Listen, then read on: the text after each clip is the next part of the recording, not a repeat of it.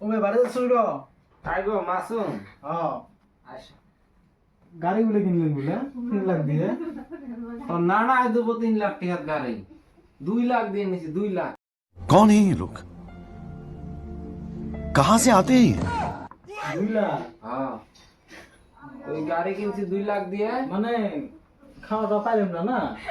তুই মসজিদ তো যাস নাই এদা। আজ তোমার যাই নাই গো। শুক্রবার তুই মসজিদ তো যাস নাই। না মানে অন্য এক জায়গা গেছিলাম। ও। এই গাড়ি কিনছি রে বাবা, এই ইপায়াতে মানুষ আসি খাওয়া দে, উপায়াতে মানুষ আসি খাওয়া দে, মাথা তো আমার নষ্ট, তো কি করব?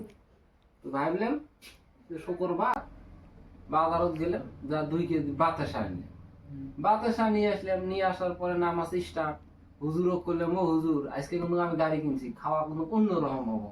ওই খাওয়া কি? আমি বললাম খাওয়া কি আছে, আছে টোপলাত আছে বললাম।